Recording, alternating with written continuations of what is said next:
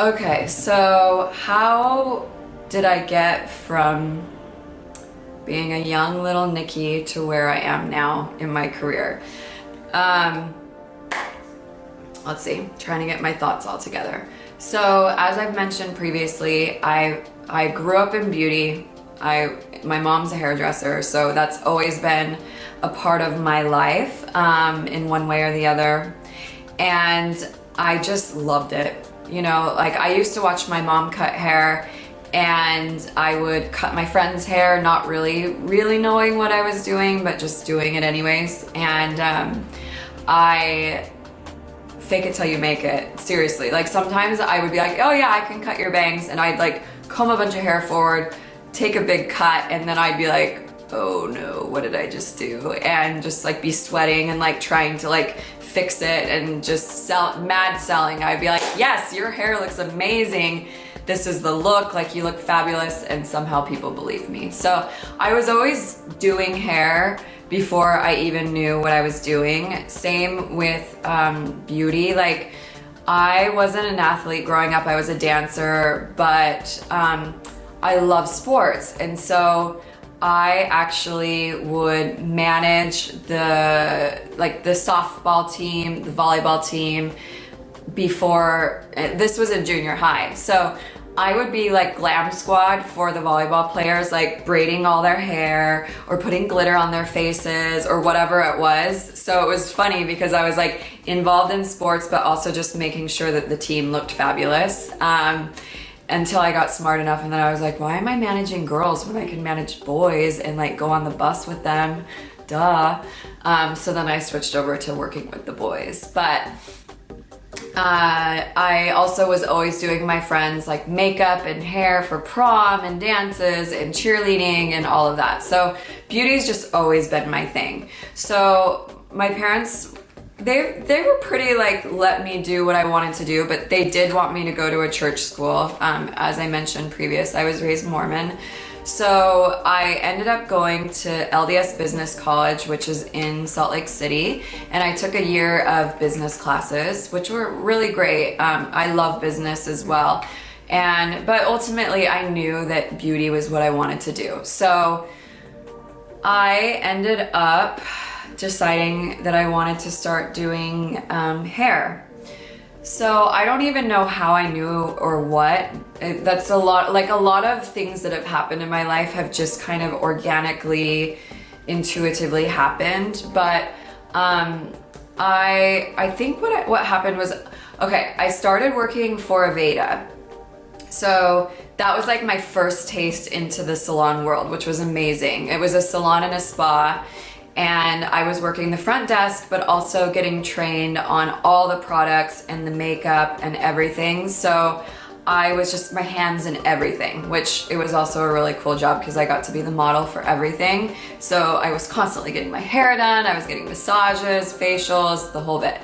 And it was during my punk rock phase. I was very punk rock back then. I used to wear like skate shoes and Dickies, and I had like black short, spiky hair. Yeah, it was quite the look. Anyways, so that was like my first salon experience. And from the second I was working in that environment, I was like, oh, I'm home. Like, I know this is where I love to be. So at that point, I was too afraid to work at Nordstrom's. Those beauty counters completely intimidated me. I was so afraid of those girls, but I think it's also because I wanted to be that girl, so it just scared me. So I decided it was time to like figure out hair. So I looked at schools, but then one day an idea popped in my head. I found the best hairdresser in Salt Lake City, and I basically hit him up and I was like, hey, I want to apprentice for you. And he was kind of like, who are you? What do you want? And I just made it happen. I was like, I don't want to go to school. I want to learn from you. You're the best. And he gave me a chance, and that's how I ended up learning how to do hair. So what that means is you still, like, that's your school, but I was directly one-on-one with him all the time. So every apprenticeship is going to be different because it depends on who's teaching. But for us, it was very much like me shadowing. So I was learning everything about the salon world realistically while I was in school, which is quite different from going to a hair school, because I was getting like just straight into like, this is how you wash people's hair, this is how you blow dry hair, this is how you talk to clients, this is a luxury experience, let's show you how that looks. And it was such an incredible opportunity. So I feel very blessed to have learned how to do hair that way, because I really truly know I learned from one of the best hairdressers with a beautiful eye. So that really helped to develop my eye. Meanwhile, I would start to bring in my own clients and practice on people while I was in school. So it was like a hookup for my friends, because they'd get a haircut for like $10, or I'd color their hair for $20. But at the same time, I was also getting real life experience and learning how to do hair while I was in school. And slowly, I actually started making money because I was building my clientele at the same time, and we would just slowly raise my prices. So that's how I became a hairdresser. Meanwhile, while I was a hairdresser, I got enough guts to go to Nordstrom's and get a job. And I was a counter girl for Stila. This was back in the day before they had the really interactive shopping. It's like when you were in a bay. So I worked for Stila, but also Bobbi Brown and Chanel were my other partners in the counter. So what's cool is usually when you work for a makeup brand or line, they train you. So at Nordstrom's, I don't know if they do it the same as they used to, but Stila actually would send me specifically to their training, because every makeup line has a different aesthetic of how they want you to apply makeup, what they want it to look like, the finish, and of course product knowledge, because at the end of the day it's retail, you're selling makeup. So I got training that way, and it was all just hands-on. So a lot of the times when people ask about going to makeup school, my advice is always go work retail. And the reason why is you learn so many things from working retail. Number one, how to deal with people and how to sell, how to learn about products, how to present products. And the biggest thing I think as an artist is that you're learning how to do makeup on real people. So if you can conquer that and make just a normal 40-year-old woman look the best version of herself and look beautiful, you could do what I do, like the glamorous makeup artist job, like piece of cake. Because you know, now most anyone that I work on is a model. So naturally a model is beautiful without makeup on. So anything I do is just gravy on top. But you need to learn the basics and the real skills of how to fix complexion, how to deal with droopy eyes or different ethnicities and shapes and colors and textures and everything. And I think working retail and working for a makeup company is the best way. Plus, why pay money to go to a makeup school when you can work and learn at the same time and get paid? I think it's the best way to do it. So anyone that's inspired, like that feels like they want to be a makeup artist, that's what they're aspiring to do, for sure, go work retail. It's the best thing you can do. And then when you're ready to freelance, just stalk basically people that you really look up to. And for me, I'm busy, and you know, people that reach out to me and take the time and the effort to say like, hey, I really like your work, I really want to work with you, and I want to show up and be there, like, yeah, come help me. I love having assistants around, as long as you are a good assistant and you actually want to work. Not just like sit there and you're like, hey, let me like take selfies, no, not that. If you're going to assist, you need to be there for the artist. And it's just in the beauty industry, especially in the freelance world, like you kind of just have to pay your dues. Same with hair as well. Like you're not just gonna get done with school and get the best job. I'm still trying to get the jobs I really want, and I've been doing it for a long time, but it just really takes time. But if you align yourself with the right people and the type of people that you really want to be around, it will definitely help your career accelerate. But I'm a forever learner. I'm never going to not be learning. I would still assist right now, and I'm quite established in my world, but if there's magazines or artists that I really respect, I'm never too good to learn. And I think too, even working with people, you know, primarily I do makeup now, but sometimes I do hair. So when I work with other hairdressers on jobs, I learn so much because it's all about sharing and teaching and exploring. And so I think not having an ego and also just being really open-minded to what other people are doing, and not there's room for everybody. And I think that that's a big problem in the industry, is that people get so like secretive and so but if you just stay open and outgoing and friendly and nice, like you'll always have work, because that trumps everything else. So that was a long tangent, and I like, hopefully from this you're just going to get advice or tips. So basically I was doing my hair apprenticeship, I was working at Nordstrom, so I was like working a lot of hours. And then once I finished my hair apprenticeship, I actually left Nordstrom's and took 8 years focusing on hair. So it's kind of funny. I went from an apprentice to a stylist in this salon. It was the best salon in Utah. And then from there, I ended up getting offered to manage the salon. So I started managing the staff. And then at one point was offered to be a co-owner, but declined owning, which was the best thing for me, that I didn't do that at that time. But was very heavily involved in the business side of the salon world.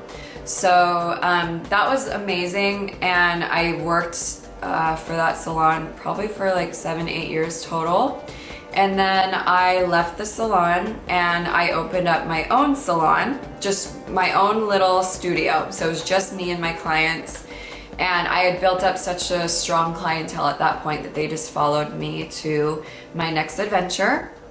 And I was doing hair that way. So it was amazing. I was working 4 days a week. I had a princess schedule. I was making great money and doing what I love, which is also just connecting with people and making them feel beautiful. And at that time, I was probably around the age of 26. I feel like in Utah, I had kind of done everything that I could do. And I was living a very comfortable life. I had a great condo that I had bought, a nice car. I could shop whenever I wanted. I could buy my friends dinner. Like, things were comfortable. But for me, when things are comfortable, that's when I get bored. So I actually was in New York for a Bumble and Bumble class. And one night I just like sat up in bed and I was like, I need to move. And I think a lot of it was just, I would see these advertising campaigns and magazines and different things, and I always knew that I could do that. And I was like, I want to do that, but I live in Utah. Like, how is this gonna work? So I knew at that moment I either needed to move to New York or LA. So literally that night I'm laying in bed, like calculating everything. Like, okay, I need to do this, I need to do that, do this, blah, blah, blah, blah. That was in, I bet, probably October, maybe. So I explored New York a little bit. I talked to Bumble and Bumble. I talked to friends. And then I decided I also needed to explore LA. So like a year or two prior, I also stalked this guy named Howard McLaren. He used to be the creative director for Bumble and Bumble. And then I like literally was like handwriting him letters in the mail. So we established a relationship. So when I knew I wanted to move, I actually contacted him, and he had told me that he had just left Bumble and Bumble to go do his own thing. in LA. So I was like, cool. Literally booked a plane ticket just to have a meeting with him. I was like, oh yeah, I'm gonna be in LA, ironically. So like, let's have a meeting, which was like stalker mode basically. I just booked a ticket to go meet with him. So I went and met with him, and I went and sat down with him, and he was like, what's up? What are you doing? And I was like, I'm gonna move to LA or New York. Like, I wanna keep going with my career. And he was like, well, why don't you move to LA? And I was like, okay, what does that mean? And he's like, well, you can mentor under me and work with me. And if you're in the hair world and you know Howard McLaren, you know how big of a deal that is. And I was just like, okay, sure, let's do it. And it was like the most amazing / scariest thing ever, because he's an old dog. Like, he's been doing it for a long time. He invented the razor cut. Like, he's worked with Vidal Sassoon. Like, he's just an OG, and he's no joke. So I was like, fine. That was October. By January 1st, I had basically packed up my entire life into a U-Haul and moved to LA. So I moved to LA, didn't know anybody except for Howard, and I got an apartment in Koreatown because that's where I could afford, and was like, all right, I'm doing this. I don't know how, but I'm doing this. So what I actually ended up doing is I kept my clientele, I condensed it down to 4 days a week, or 4 days a month. So I would fly back to Utah for 4 days. I would go crazy. I would just like bust out my clients like all day long. And I would use that money that I made to live in LA. And it was a lot of back and forth, but I ended up doing that for over 2 years, I think 2.5 years. Excuse me. And that really helped with the transition of figuring out how to live in LA, because living in LA in the beginning is not easy, especially if you don't know anybody. And my goal when I was living in LA was to mentor and learn from Howard, and also start to build my freelance career, so I didn't want to jump right back into working in a salon out here. So when I was working with Howard, it was like going back to square one, because I had developed my own personal eye, but basically I was learning a completely different skill set from somebody that's been doing it forever. And he was so tough. Like, first of all, he was like, I had bright copper red hair, and he was like, what are you doing with your hair? Like, you look like a hairdresser from Utah. You need to grow out your natural color. So he like dumbed me down a lot in the way of like making me normal. He would also make me go out and find strangers on the street and be like, hey, I'm Nikki, I do hair. Come into the salon and let me cut your hair for free while I'm learning. But by the way, I'm mentoring under like one of the most amazing hairdressers, so you just have to trust me. So that was like interesting as well, to literally just have to put myself out there and meet people. All good skills.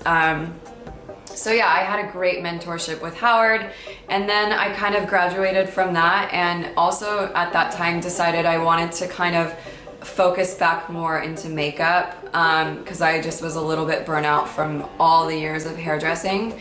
So, and I wanted to strengthen kind of my makeup again, so I started focusing on that and building my kit and doing everything, and went that direction. So everything was going slowly but surely, like little jobs here and there. Just started meeting people, really started trying to meet directors, photographers, producers, whoever would like listen to me or want to hire me, and always saying yes. Even if it was like no pay, it's still just, like I said, assisting, trying to do anything you can to meet people, because it all comes full circle. So I did that. I'm sorry, this is a really long video, but hopefully helpful for some of you. So I did that for a while, and then I met Kiara, my dear friend Kiara. So she was doing a campaign for Superga, and we were shooting it. I got a boyfriend, woo! and I was living with him in Silver Lake. We had this really beautiful mid-century house in the hills. By the way, the gardeners are outside, so if you hear a lot of like noise, I'm sorry, but I don't want to stop this.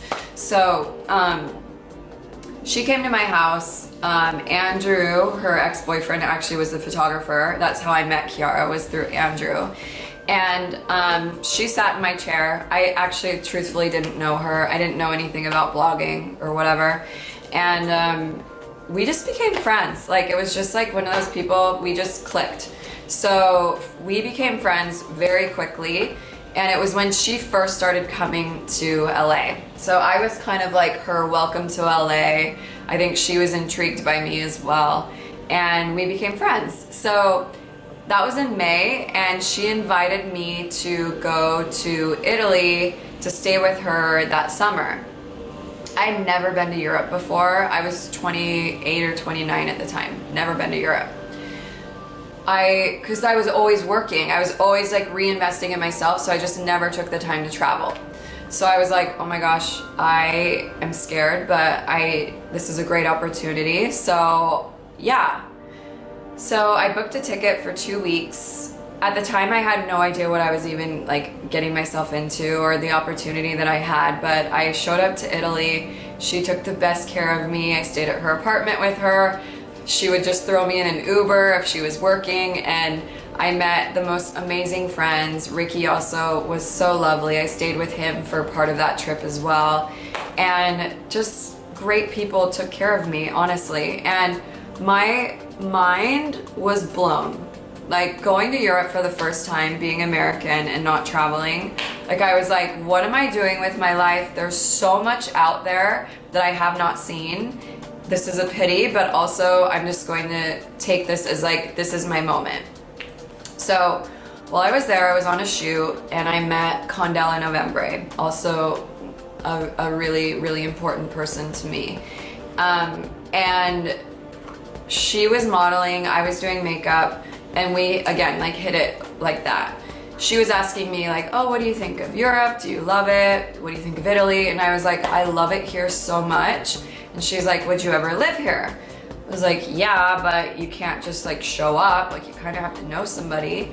And she was like, well, you know me. This was 20 minutes into knowing her. She was like, listen, at the time, her husband is an architect, Fabio Novembre. She's like, we have a guest house, and you're more than welcome to come and stay with us and live in our guest house. And I was thinking like, oh, that's so sweet. Like, but also thinking like, yeah, right, she's just saying that to be nice. So she was like, well, let's get an aperitivo before you go back to the States and we can talk more about it. So night before I'm leaving, I get a call from her. She's like, hey, can you meet me for aperitivo? I was like, sure. I go and meet her, we sit down, and this is in the end of July. And she's like, okay, when can you move here? And I was like, what? And she's like, yeah, I talked to my husband, it's totally cool. Like, when do you want to come? And I was like, how about when's Fashion Week over? She's like, October 1st. I was like, all right, I'll come October 2nd. So literally in that trip, it was originally going to be 2 weeks. I extended it another week. So a 3-week trip to Europe changed my life. Broke up with my boyfriend. While I was there, I was just like, I can't do this. I have so much life to live and I need to experience this. I decided I was done with America. I was moving to Italy, and I came back to the States. I called my mom and dad and I was like, guess what? And they're like, what? You're moving? And I said, yeah. They always know. So I moved to Italy.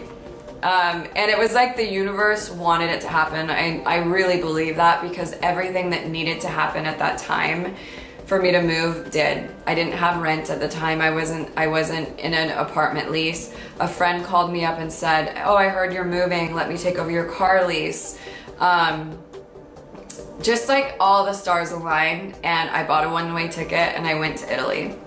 So when I was in Italy, the reality set in. Okay, I wasn't on holiday anymore, and as much as that seems like the most majestic thing, in a lot of ways it was, but it was also one of the hardest things that I've ever done in my life, because it was real life. and it was October. I was there from October till March, which is the worst weather. Like at one point the sun didn't come out for 3 weeks and I seriously thought I was gonna die. Like I don't do well with darkness and no sunshine. Like I need the light. So, you know, and I was alone. Like it was not easy. But I needed that. Like that was a lot of growing for me at that time. So, while I was there, I definitely was living a beautiful life. Like I was staying with an Italian family. They had 2 daughters. I ate dinner with them every night. The little girls didn't speak English, so we were trying to kind of like communicate. I was trying to learn Italian. And you know, I learned so much from Condella, even watching back then. Like she's like an it girl, model, whatever. And I had no idea about this world, about this blogging world and about this influencer, all of it. I was just like, what is this life? So, it was then that I actually, for once in all of my, you know, years, wasn't working. And that's when I decided, okay, I see where the world is going with blogging and influencing, and I have all my friends doing this in fashion that I can learn from. I'm gonna do this in beauty because I'm always sharing with people anyways. May as well share with the world or whoever the hell wants to listen to me. So that's where Hello to Beauty was born, was in Milan. And at that time, I bought a camera, bought some lights off of Amazon, tried to figure out how to film myself, take photos. I'm not tech savvy. Taught myself how to make a website. I started my blog. And it was all of this was trial and error. And it's funny, like I know they always say like looking back at your old content and videos compared to now, but it is shocking because I'm actually kind of embarrassed on, you know, but how was I supposed to know? Like you have to start somewhere. So that's where I started blogging, was in Italy. It was that time of really focus that let me kind of into that world. So in my head, I thought that Italy was it for me, but it wasn't the story that was supposed to happen. I couldn't get a visa, and I think also being away from LA made me realize like, oh, it's not so bad in America. Like there's some good things about America. So I had to leave Italy because I was illegal. So I came back to LA just to try to sort out my visa and everything, but then also in coming back realized like, okay, you're 30 now, like you need to set down some roots, and realistically for the long haul, Italy will always be a part of your world, but maybe not like your actual resident for life. So I came back to LA, I was doing my little bitty blogging, whatever, and I was homeless and moneyless and had to start over one more time. Like the story of Nikki is constantly starting over. So luckily I had friends that had a guest like back house garage thing that let me stay there for about 2 months. I couldn't afford anything, so that's where I landed. And then I just had to like call all those clients again that I started building and be like, hi, I'm Nikki. Remember I moved to Italy? Well, actually I live in LA again. Can you hire me for work? And I had to start from scratch, no money. Like literally every job I'd get, I'd be like, okay, $500, like you have $500 now, cool. And when I say back in all of these times that I was starting over, when I was living poor, like I was living poor. I didn't even have internet. I wouldn't pay for internet because that was an extra $40 a month I couldn't afford. I was eating tuna fish out of a can.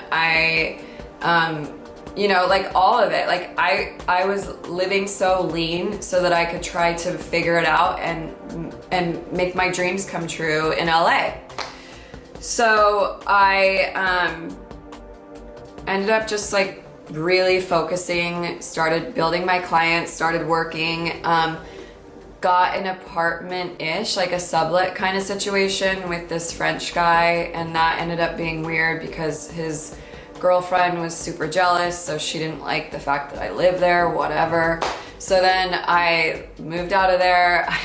I moved out of there and I got my own apartment, a studio apartment in Larchmont, and was like, I don't know how I'm gonna do this, but I'm gonna do it, and let's just make it happen. So I got my own spot, and yeah, from there it just happens. And I'm always in awe at how quickly things can just go, because you know, if you really have a dream and you have a focus and you want something, if you literally put in the work, like, it just happens. So fast forward now, I went from literally not being able to do anything or afford anything to, you know, like, I'm still freelance. Like, this is all still very scary, but at the same time, I feel like I'm okay. Like, I'm living in this beautiful apartment in West Hollywood by my favorite grocery store that I spend way too much money at. I have a car I love. I'm doing a job that I love. And yeah, it's just going, but it's because that's just what I wanted it to be. And that's what I put the time and the work and the energy, and still am doing all the time, work, and energy, and making sacrifices. And you know, when I moved back to LA and I started blogging, like, I for sure wasn't making any money blogging, but I knew that if I kept at it and kept working and kept doing it, that eventually I could also have that as part of my career. And same with artistry. Like, it's just keep on going, keep on saying yes, keep on making it happen. And you'll slowly look back and think like, man, I remember when I dreamed of having a cover on a magazine, and over the last year I've had 2. Like, that's so special, and I'm so proud of myself that that's happened. So yeah, like, it's been quite the journey, and I'm still trying to figure it out. Trust me. Like, I have days where I get super down on myself or frustrated, or, you know, think like, oh, well, cool, I've never done something with Vogue, or I've never worked on some A-list celebrities or whatever, you know, like, I'm always really hard on myself, and I still have like really big goals and really big dreams. And same with like blogging and influencing and everything. I love this industry because it's such a cool way to teach and share with people, but I also get really down. It's a lot of work, and you know, like, I'm a one-man show, so filming, editing, making videos, making content, putting yourself out there, being vulnerable, people judging you, like, it's a lot for sure. But I just keep my eyes on the prize, I keep going, and just yeah, make it happen. So that's kind of my journey, and it's to be continued. I'll tell you what my next goal is, and I'll tell you why I do what I do. I mean, I love beauty, and I think I'll always be working in this industry in one form or another, but I've always wanted to have my own line, and it's something I've always said that I'm going to do, which I am.